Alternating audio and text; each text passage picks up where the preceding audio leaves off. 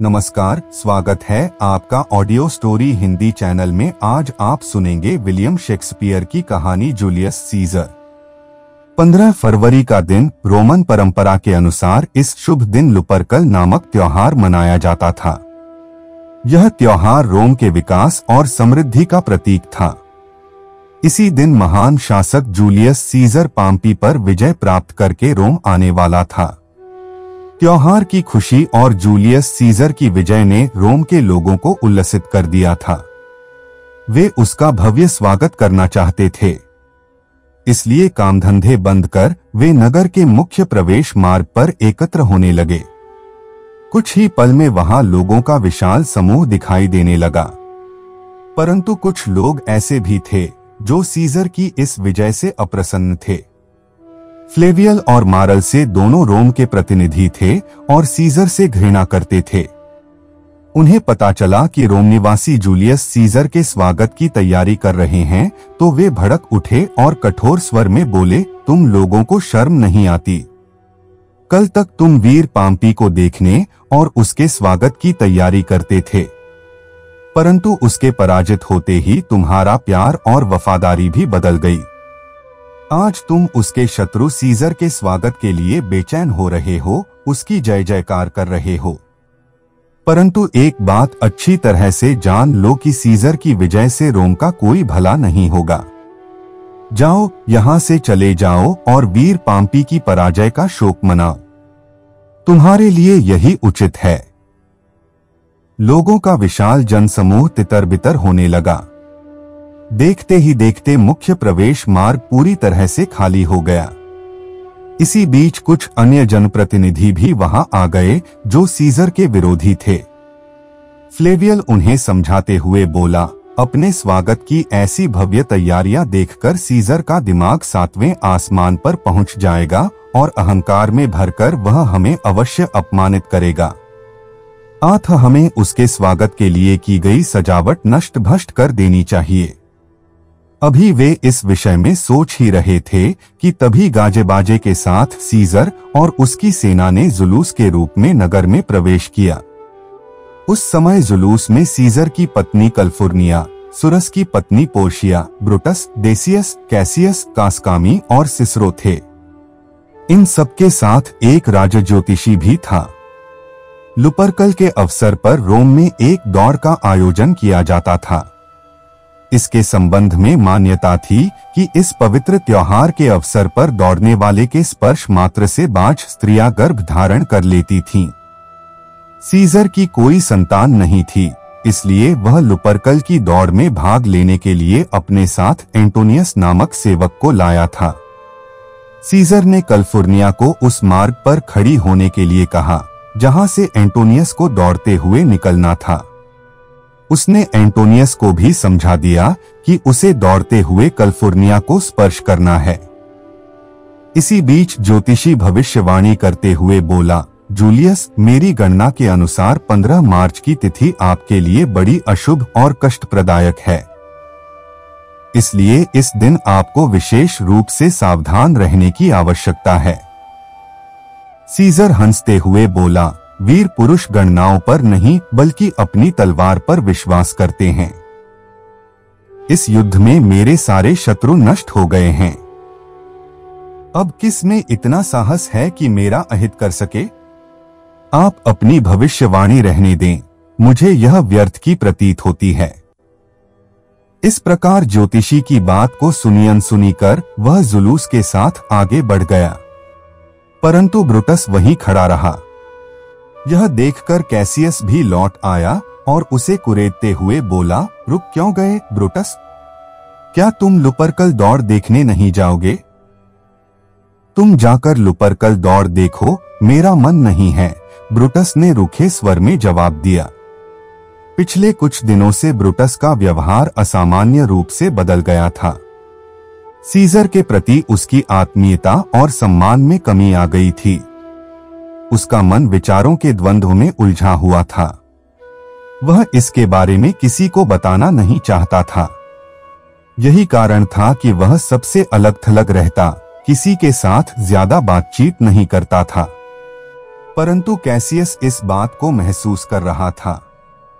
Brutus ने जब उत्सव में सम्मिलित होने में अनिच्छा दिखाई तो कैसियस सारी बात समझ गया।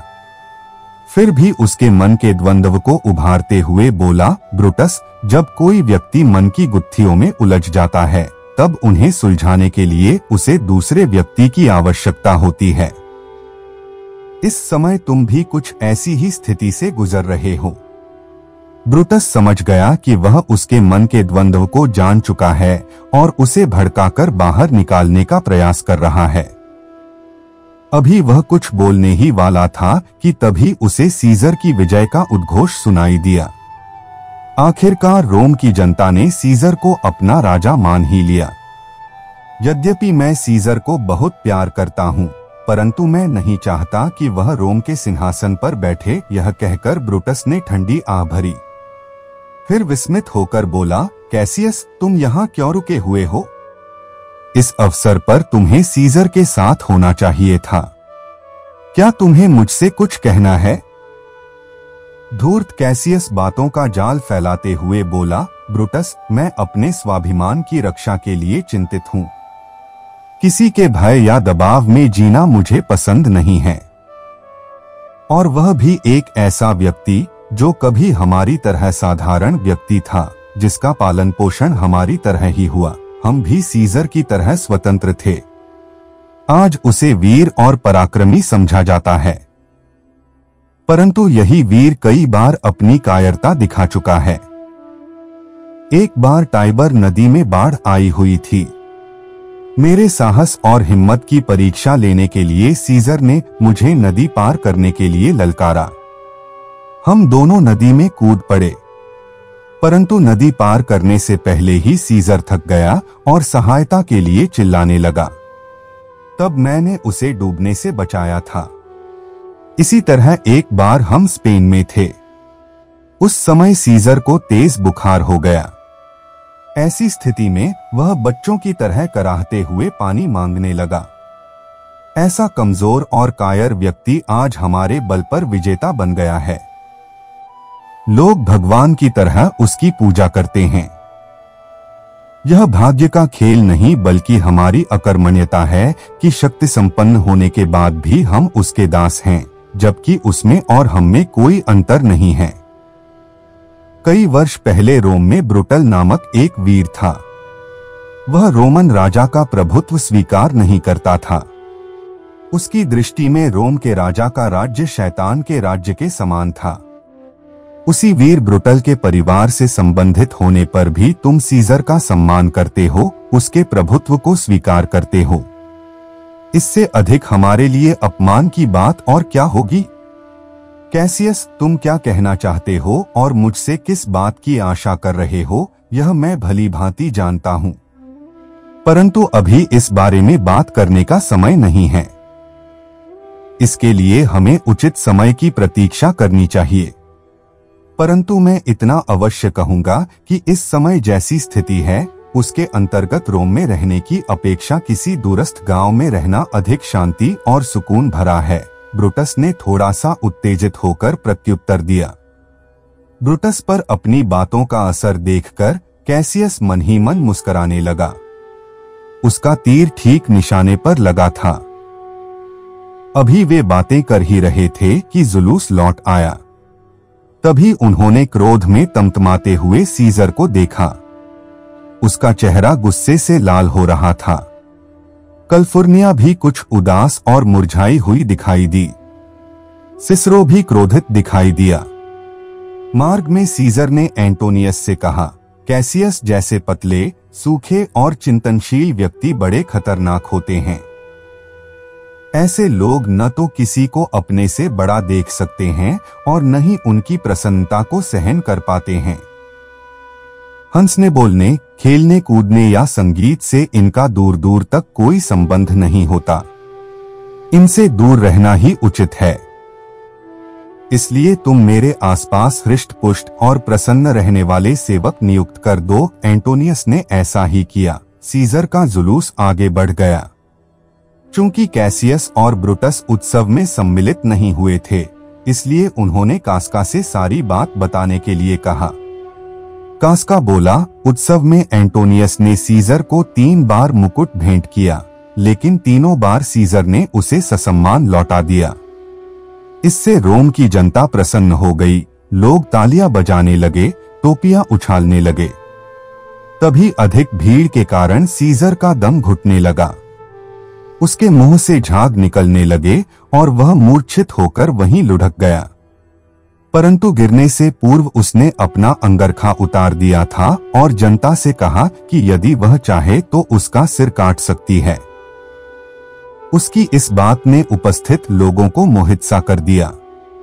वहीं दूसरी ओर उसने फ्लेवियल और मार्लस को सेवा से हटा दिया, क्योंकि उन्होंने उसकी मूर्तियों की सजावट नष्ट करने का अपराध किया था। ब्रुटस को पता था कि सीजर हिस्टीरिया का मरीज है, इसलिए उसने कुछ प्रत्युत्तर नहीं दिया। लेकिन कैसियस व्यंग्यपूर्ण शब्दों में बोला, सीजर की अपेक्षा गिरने का रोग हम लोगों में अधिक है। कैसियस जानता था कि ब्रुटस सीधा और सज्जन व्यक्ति है, उसे आसानी से अपने जाल में फंसाया जा सकता है। लेकिन उसे इस बात का डर भी था कि सीजर का सबसे विश्वासपात्र और घनिष्ठ होने के कारण ब्रुटस उसके प्रति ईमानदार है। चूंकि सीजर को कैसियस पसंद नहीं था, इसलिए वह भी उससे घृणा करता था। किंतु उसने सोच लिया था कि उसे किस प्रकार ब्रुटस को अपने पक्ष में करना है। लेकिन इससे पहले कास्का को अपने पक्ष में करना आवश्यक था। इसके लिए उसने एक योजना बनाई और कास्का को अगले दिन अपने घर पर रात्रिभोज के लिए आमंत्रित किया। कास्का आमंत्रण स्वीकार कर वहां से चला गया। अगले दिन कास्का निर्धारित समय पर कैसियस के घर पहुंचा। कैसियस उसे अपने वाक्जाल में फंसाते हुए बोला, हम शक्ति संपन्न होने के बाद भी एक ऐसे व्यक्ति के दास हैं जो न केवल कायर है बल्कि बुद्धिहीन और अभिमानी भी है। ऐसे व्यक्ति की दासता हमारे गौरव और सम्मान पर कलंक है। इससे अधिक हमारे लिए अपमान की बात और क्या होगी। लेकिन यदि हम मिल जाएं तो इस कलंक से हमेशा के लिए छुटकारा पाया जा सकता है। उसने ये बातें कुछ इस प्रकार से कही थीं कि कास्का उत्तेजित हो उठा। वह क्रोधित होकर बोला, कैसियस, तुम सीजर के विरुद्ध जो भी कदम उठाओगे उसमें मैं सदा तुम्हारा साथ दूंगा। मैं प्रतिज्ञा करता हूं कि उस अत्याचारी का अंत करके ही दम लूंगा। इस प्रकार बातों ही बातों में उसने सीजर के सबसे विश्वासपात्र व्यक्ति को अपने पक्ष में कर लिया। इस विजय से उसकी आंखें प्रसन्नता से भर उठीं। इसके बाद कैसियस ने अपनी धूर्ततापूर्ण बातों से कुछ और लोगों को भी अपनी ओर कर लिया। ये सभी सीजर के विश्वासपात्र थे। इसी तरह उसने अनेक तर्क देकर ब्रुटस को भी अपनी सहायता के लिए मना लिया। जिस दिन रोम के सिंहासन पर सीजर का राज्याभिषेक था, उससे एक रात पूर्व कैसियस कास्का और अन्य सहयोगियों के साथ ब्रुटस के घर पहुंचा। वहां उसने सीजर और एंटोनियस की हत्या का प्रस्ताव रखा।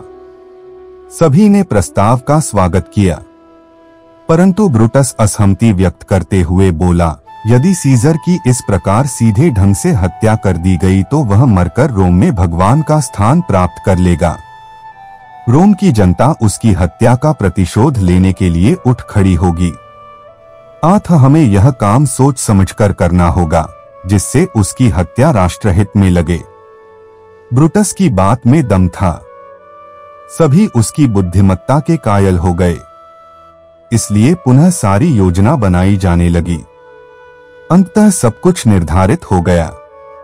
इधर सीजर की हत्या का षड्यंत्र रचा जा रहा था, उधर कैलिफोर्निया को स्वप्न में इस घटना का आभास हो गया था। प्रातः उसने सीजर को स्वप्न के बारे में बताया और बाहर न जाने की प्रार्थना की। वह 15 मार्च का दिन था। ज्योतिषी ने भी सीजर को इस दिन सावधान रहने की चेतावनी दी थी, परंतु अहंकार में भरा सीजर उसी दिन राजधानी में जाने के लिए उत्सुक था। अतः वह कैलिफोर्निया से बोला, इस प्रकार का व्यवहार कायरों को शोभा देता है, महान जूलियस सीजर को नहीं। यदि आज मेरी मृत्यु निश्चित है तो वह घर बैठे भी आ सकती है। परंतु मैं कायरों की भांति घर में बैठने की बजाय बाहर खतरों का सामना करना पसंद करूंगा। कैलिफोर्निया ने उसके पैर पकड़ लिए और रोते हुए बोली, आप चाहे जितने भी तर्क दें, किंतु मैं आपको कहीं नहीं जाने दूंगी। रात के स्वप्न ने मेरा चैन छीन लिया है, मेरा मन भयभीत हो रहा है। आप एंटोनियस को वहां भेज दें। वह सीनेट के सदस्यों को कह देगा कि तबीयत खराब होने के कारण आज आप सीनेट में नहीं आ सके। सीजर ने आधे अधूरे मन से कैलिफोर्निया की बात मान ली। तभी उसे ले जाने के लिए डेसियस आ पहुंचा। सीजर ने डेसियस से कहा, तुम सीनेट के सदस्यों को सूचित कर दो कि आज मैं राजधानी में नहीं जाऊंगा। निर्धारित कार्यक्रम में अचानक परिवर्तन देख डेसियस आश्चर्यचकित रह गया। उसने इस प्रकार घुमा फिराकर पूछा कि सीजर ने विवश होकर उसे सब कुछ बता दिया। तब डेसियस प्रसन्न होकर बोला, यह तो बड़ा ही शुभ स्वप्न है। इसका अर्थ है कि आज से रोम में नवीन रक्त का संचार होगा, लोगों को नवजीवन प्राप्त होगा। आप इसका गलत अर्थ न लगाएं और प्रसन्न होकर सीनेट में चलें। सीनेट के सदस्य आपको राजमुकुट पहनाना चाहते हैं। यदि आज आप नहीं गए तो सभी आपको कार समझकर आपका मजाक उड़ाएंगे।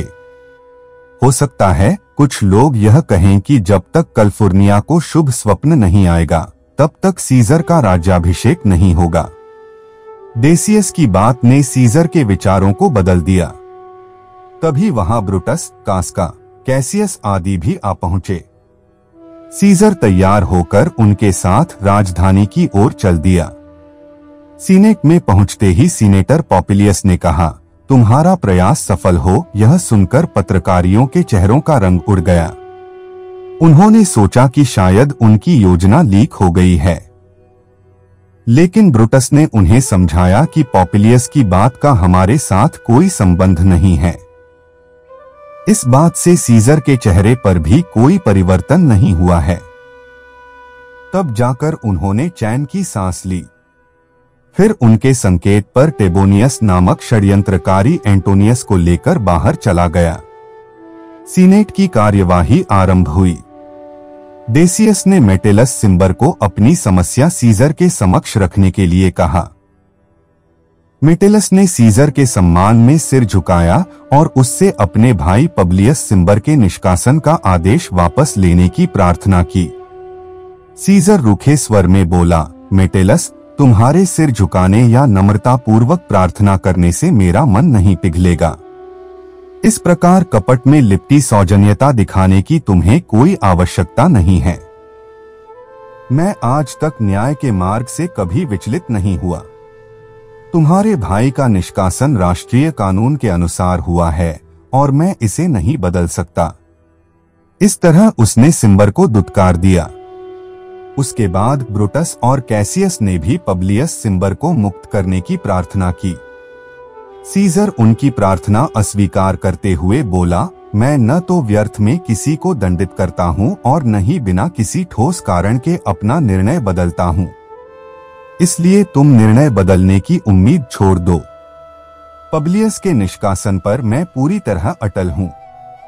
डेसियस और सिन्ना ने भी दया की अपील की, लेकिन सीजर ने उन्हें डांट दिया। मैंने ब्रुटस की प्रार्थना को भी अस्वीकार कर दिया है। इसके बाद कुछ नहीं बचता। सीजर का व्यवहार देखकर कास्का गुस्से में भरकर बोला, ठीक है, अब हमारे हाथ ही हमारी बात को पूरा करेंगे। यह कहकर उसने सीजर पर छुरे से वार किया। फिर सभी एक एक कर उसे छुरा घोंपने लगे। अंत में ब्रुटस ने छुरा निकालकर सीजर के सीने में घोंपा। षड्यंत्रकारियों में अपने विश्वासपात्र मित्र ब्रुटस को देखकर सीजर मर्माहत हो उठा। उसके मुख से केवल इतना ही निकला, ब्रुटस, तुम भी। इतना कहते ही सीजर ने दम तोड़ दिया। सीजर के मरते ही सिन्ना ने प्रसन्न होकर उद्घोष किया, अत्याचारी का अंत हो गया, अब हम स्वतंत्र हैं। इसके बाद ब्रुटस ने सीनेट के सदस्यों को भयरहित होने तथा शांत रहने के लिए कहा। फिर उसने राष्ट्र के नाम जनहित संदेश प्रसारित किया, जिसमें रोम को क्षति न पहुंचाने की बात कही गई थी। इधर एंटोनियस को सीजर की हत्या का समाचार मिला तो वह घर भाग गया। बाद में उसने नौकर के हाथ पत्रकारियों के पास संदेश भेजा कि यदि वे उसे अभय प्रदान कर दें तो वह सदा उनका वफादार सहयोगी बनकर रहेगा। किंतु यह उसकी एक चाल थी जिसे षड्यंत्रकारी समझ न सके। उन्होंने उसे क्षमा कर दिया। एंटोनियस उनके पास गया और उनकी तारीफों के पुल बांधते हुए बोला, आप राष्ट्र के हितैषी हैं। आपने सीजर की हत्या राष्ट्रहित में ही की होगी, इसलिए मुझे उनकी हत्या से कोई सरोकार नहीं है। किंतु सीजर मेरे मालिक थे, अतः अपने कर्तव्य का पालन करने के लिए मैं विधिवत और सम्मानपूर्वक उनका दाह संस्कार करना चाहता हूँ। षड्यंत्रकारी उसकी चिकनी चुपड़ी बातों में बुरी तरह फंस चुके थे। उन्होंने सीजर का शव उसे सौंप दिया। एंटोनियस शव को लेकर जनता के बीच पहुंचा और रोते हुए बोला, ये वही महान जूलियस सीजर हैं, जिन्होंने 3 बार रोम के राजमुकुट को ठुकरा दिया था, जिसने रोम की जनता के सामने स्वयं को सौंप दिया था। ये रोम के लिए अनेक भले कार्य करना चाहते थे, लेकिन इससे पूर्व ही पत्रकारियों ने इनकी हत्या कर दी। अब आप ही उनसे अपने राजा की हत्या का प्रतिशोध लें, तभी महान जूलियस सीजर की आत्मा को शांति मिलेगी। सच का पता चलते ही रोमन प्रजा भड़क उठी। उन्होंने षड्यंत्रकारियों को घेर लिया और उनका वही हश्र किया जो इतिहास में विश्वासघातियों का होता आया है। आप सुन रहे थे विलियम शेक्सपियर की कहानी जूलियस सीजर। ऐसी ही कहानियां सुनने के लिए हमारे चैनल को लाइक और सब्सक्राइब करें, क्योंकि आपका एक लाइक हमें ऐसी ही वीडियो बनाने के लिए मोटिवेट करता है। धन्यवाद।